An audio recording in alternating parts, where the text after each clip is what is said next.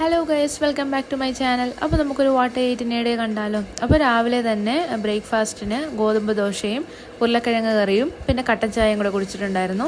ഇത് എനിക്കും ഫ്രണ്ടിനും ഓഫുള്ളൊരു ദിവസത്തെ വാട്ട് എയ്റ്റിനിടെയാണ് കേട്ടോ. അപ്പോൾ നമ്മൾ തലേന്ന് തന്നെ ഉരുളക്കിഴങ്ങ് കറിയൊക്കെ വെച്ചിട്ടുണ്ടായിരുന്നു. രാവിലെ ജസ്റ്റ് ഒന്ന് ചൂടാക്കി കഴിച്ചാൽ മാത്രം മതിയായിരുന്നു. ഉച്ചയ്ക്ക് പിന്നെ ചോറും ബീട്രൂട്ട് മെഴുക്കുവരട്ടിയും രസവും കൂടെ ആയിരുന്നു കേട്ടോ കഴിച്ചിട്ടുണ്ടായിരുന്നത്.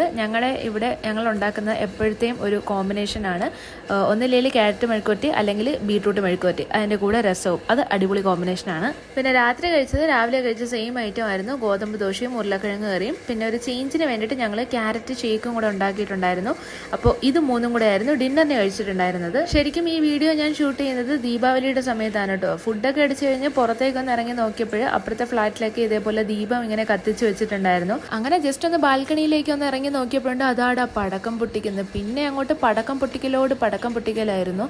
മനുഷ്യന്റെ ചെവി അടിച്ചു പോകുന്ന രീതിയിലായിരുന്നു കേട്ടോ ഇവിടെ ഫുള്ള് പടക്കം പൊട്ടിച്ചത്. എന്തിന് ദീപാവലി കഴിഞ്ഞിട്ട് പോലും മനുഷ്യന് സമാധാനം തരാത്ത ആളുകളാണ് കേട്ടോ ഇവിടെ ചുറ്റുമുള്ളത്. ദീപാവലിക്ക് പടക്കം പൊട്ടിക്കണ്ടെന്നൊന്നും ഞാൻ പറയില്ല, പടക്കമൊക്കെ പൊട്ടിക്കാം, പക്ഷെ ഒരു ലിമിറ്റ് വേണം എല്ലാത്തിനും. ഒന്നില്ലെങ്കിൽ ഒരു ദിവസം എല്ലാം കൂടെ പൊട്ടിച്ചങ്ങോട്ട് തീർക്കണം.